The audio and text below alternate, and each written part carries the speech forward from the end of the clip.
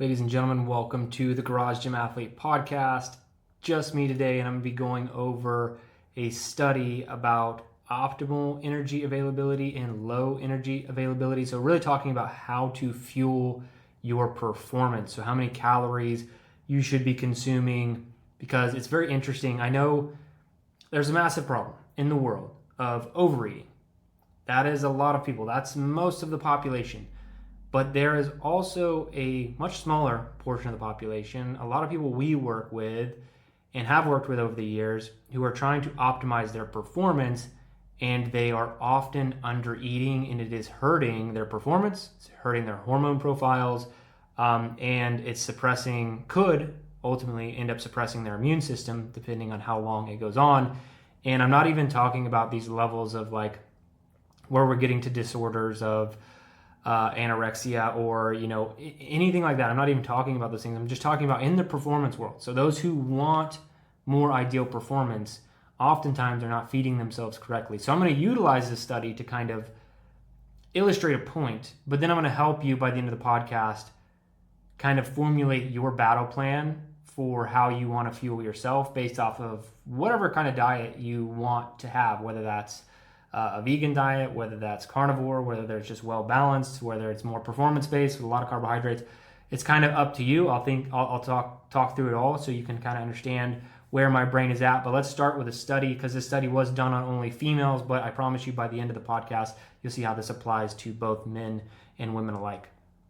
So the name of this study, if you want to look it up on your own, is the Whole Body and Skeletal Muscle Metabolic Response to 14 Days of Highly Controlled Low Energy Availability in Endurance Trained Females.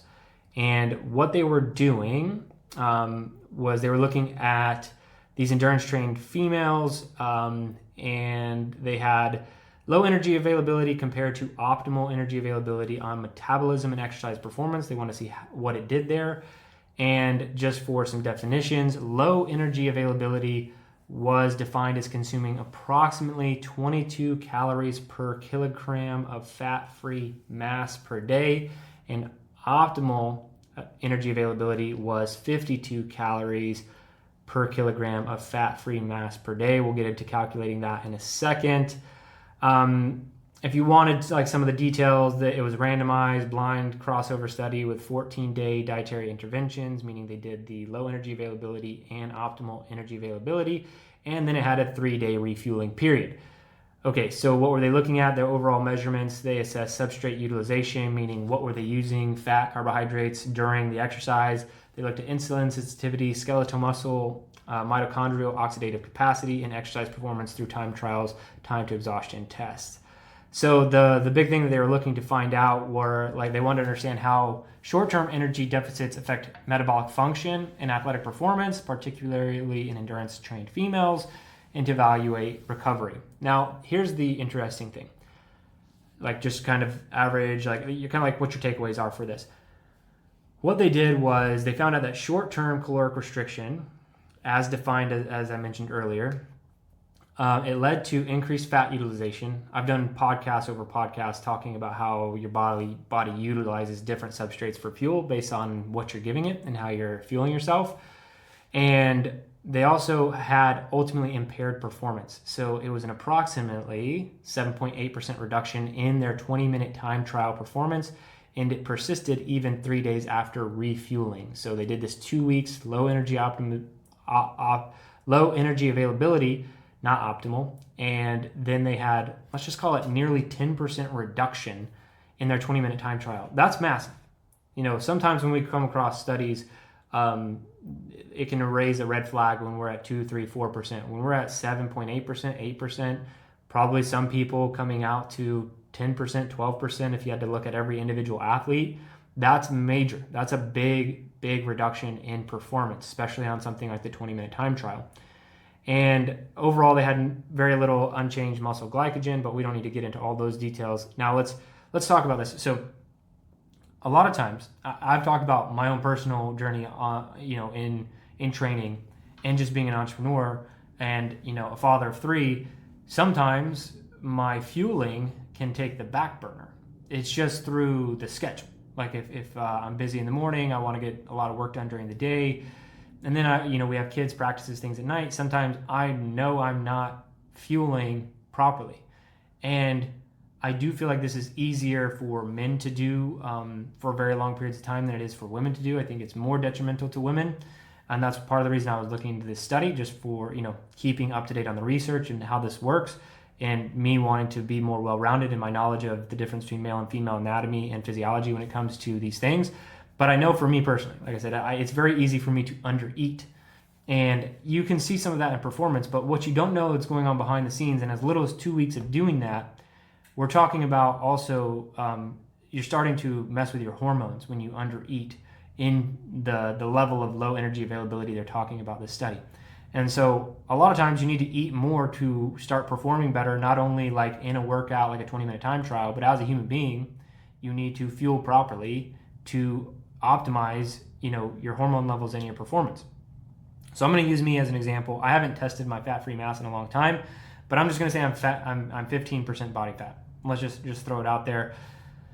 And I'm 185 pounds. So 185 pound male, and I am 15% body fat. Now I'm going to kind of walk you through what I'd be looking at as an athlete, and then you can kind of do your own math. So what I have to do, and the reason I have to know my body fat percentage is because I have to know what my fat-free mass is, so I can do their little calculation. So if I was 185 pounds and I'm 15% body fat, I subtract the body fat, so 185 times 0.15, and you subtract that from 185 pounds, it comes out to being my fat-free mass is 157.25 pounds, or 71.3 kilograms.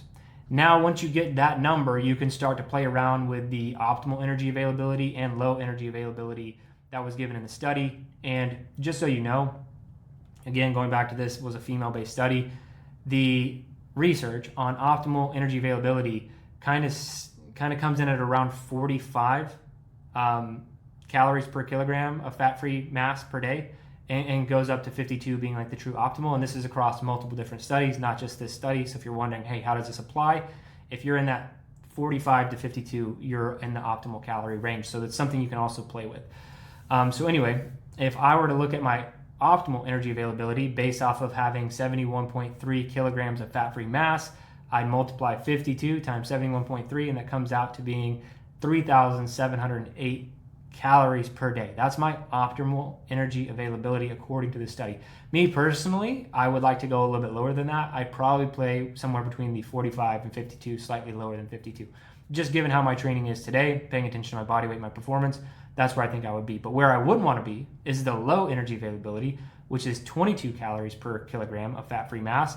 So again, going back to the calculation, 22 times 71.3, for me, that would be 1,569, let's call it 1,570 calories per day. That is very low. I probably very rarely hit that low of low energy availability, but I know I've probably been in like the 2,000 calorie range per day, which is flirting with that line, and I don't want to be anywhere near it. So when you're looking at this, you're like, okay, well, what do I do? Well, one thing you need to know is if you do this for 2 weeks, you're just have a busy schedule or whatever, and you're in this lower energy availability and you're feeling off, it might not be your sleep, it's not more cups of coffee, it can literally be your fuel. And people almost never look at what they're eating on whether or not it's affecting their performance, whether that's mental performance, physical performance, how they're feeling, libido, all of these things. People normally never look to food, and I'm doing this entire podcast to say to you, if you are one of my high-performing athletes, you're not the athlete who's eating too much, the average American who's eating too much. If you're one of my high-performing athletes and you feel like you're having some hormonal issues, anything related to that, your performance is off, your mind is not clear, I want you to focus on optimal energy availability and try doing this for at least 2 weeks. Let's not dive into the low energy availability. I don't want you to go do that and experiment with it. I ultimately want you to be optimal energy availability. So I've kind of given you like my breakdown. I need 3,700 calories in any given day, right? And it can take more than 3 days to recover. It can, some studies say it can take 2 to 4 weeks for the performance metrics to get back to baseline, and 1 to 2 weeks for hormonal markers like leptin and T3 to begin to normalize, but they will still lag. So when I'm going down into this, I'm like, okay, I got 3,700 calories. How can I like further optimize this? And this is how I have athletes think about their diet, because I don't care if you're vegan, I don't care if you're carnivore, I don't really care about any of those things. We just need to agree on a few things. And the first thing that we need to agree on is how many calories are we going to consume. And I already landed on using their calculation. I need to consume 3,700 calories a day. Like I said, I would probably go a little bit lower than that in my own official calculations, but 45 to 52 calories per kilogram of the fat-free mass per day. So let's say I want to consume 170 grams of that being protein. A lot of people are throwing around the 1 gram per kilogram or 1 gram per pound of body weight. So I can do 185 grams of protein if I wanted to. Me personally, I realistically sit in the 160 to 170 grams per day. That's what I'm shooting for, because when I often go for 185, I find it very challenging to maintain that for long periods of time without, with having to do more supplementation than I want. And most of the protein sources that I'm looking for, I want them to be like highly absorbable. So we're talking about things like eggs, where the utilization rate is really high. Whey protein is also in that category, but it's not something I personally can consume. So now we've set our calories, 3,700 calories per day, and I want to have 170 grams of that being protein. Well, there's 4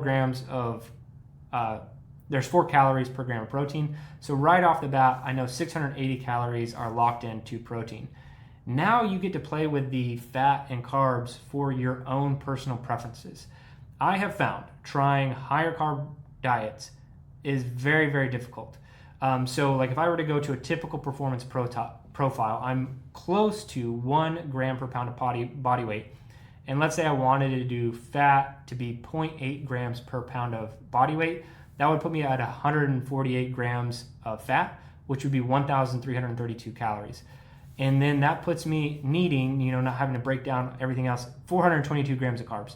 But that's way too high for me personally. But this is where you get to play around with it. So the first thing you need to do, set your optimal energy availability utilizing the formula I've already gone over. After that, you lock in your protein. So lock in your protein amount somewhere close, 0.8 to 1 gram per pound of body weight. So we're getting away from all the kilogram stuff. 0.8 to 1 gram per pound of body weight. We can get away from fat-free mass, everything else.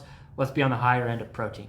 So for me, that protein breaks down to being 170 grams, which is 680 calories.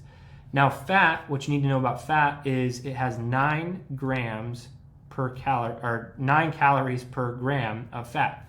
So if I want to consume around 170 grams, which is closer to that 1 gram per pound, I'm going to be at 1,530 calories, which would put my carbohydrates, it like locks, now I have to have, the rest has to be carbohydrates. It's at 370 grams, because that, it just for you breaking it all down, protein is 4 calories per gram, fat 9 calories per gram, carbs 4 calories per gram. And so that's how I reverse engineer my diet and how I have athletes do it all the time. Lock in your calories, next lock in your protein. Then you can go in and reverse engineer how many fat and carbs that you want in your diet, but still trying to hit that caloric goal, okay?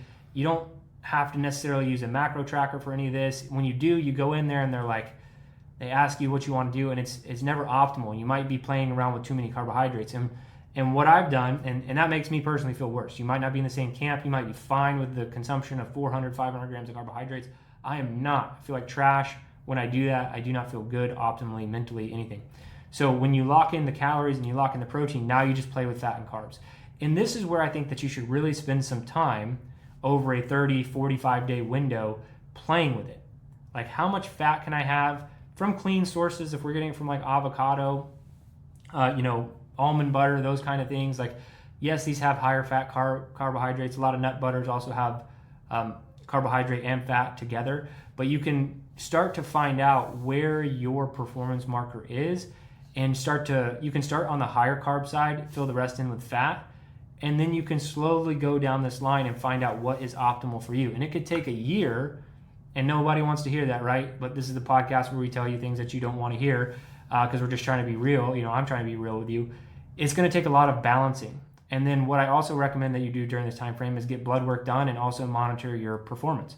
So we're locking in our optimal energy availability. We're paying attention to our weight on the scale. We've locked in our protein, and now we're playing with the levers that are fat and carbohydrates, okay? Can I have more fat? Can I have less fat? And utilize AI. This stuff is simple. Like, I know what I'm saying might be going over the head of some people because I've given you a lot of like, oh, fat is this many grams per carbs and or fat is this many calories per gram, so on and so forth. So it's even like getting jumbled up in my brain. But you can go use AI, use ChatGPT, be like, hey, I want to follow the 52 grams or 52 calories per pound of fat-free mass in kilograms. Here's how much I weigh. Here's how much protein I want to have based off of my weight. I want to be lower carbohydrate. You can go throw all of this into AI. So this isn't hard to track down. You don't have to like sit around with an app or anything else. You can just have AI figure out all this for you. But I want to urge you to try it out for 30 days. Try out the optimized energy availability and see how you feel at the end of that. And if you're not feeling right, it could be because of the carbohydrate or fat. And so that's where you play around with it. But here's the deal. If you're struggling with anything you think in the hormonal profile, if you think that you're having any issues in performance, anything across your life, mental acuity, try this for 30 days. Optimize your energy balance, okay? See how you're feeling. And if you start gaining weight or something's off, you're not feeling right, you can back down and go back closer to that 45 marker I was talking about, 45 calories per kilogram of fat-free mass as opposed to 52, but you can start optimally at 52 and start playing around with this. And how I suggest anybody start any diet before you do anything is just to assess what you've had today. Okay, so go look at or just start tomorrow and say, okay, here's what I ate, here were the calories, here's what I'm getting each and every single day, and see how far off you are from optimal. Because right now I've given you everything you need to calculate your optimal level of performance, your optimal diet. But I want you to go calculate how far off you are from optimal, and then you can formulate the plan of what you need to eat each and every single day to become optimized. And you will be surprised. I've done this with so many athletes, male and female athletes over the years. Once they actually start eating what they're supposed to be eating, just these lights go off. They're like, oh, wow, I had no idea. Like, this was the issue. Like, I'm like slugging along at work and I feel like I'm hitting this mental wall. I need that second cup of coffee at 3 p.m. And really, you're just not eating enough, or you're not eating properly. You don't have enough protein in your meals. You're eating all, high carbohydrate, low protein, low fat diets with not enough calories. That's what a lot of people are doing, I have found and discovered over the years. So once you dial this in, you'll be surprised. You might not need the TRT shots. You might not need all these other things that people are jumping to, when in reality, it's like, let's optimize our diet, get our optimized energy availability. Let's dial in our sleep and hydration, and you might just have everything fall in line hormonally, mentally, everything. So give this a shot and see how it works for you. All right, that's it for this one. Go optimize your energy balance throughout the day and live a better life. So for all of our athletes who are plugging away at the training, we really appreciate each and every single one of you in the app, commenting, putting in the workouts, being consistent. If you want to be a part of the community, you can do that. Go to garagegymathlete.com. Go sign up for a free trial. We would love to have you, but that's it for this one. Remember, if you don't kill comfort, comfort will kill you.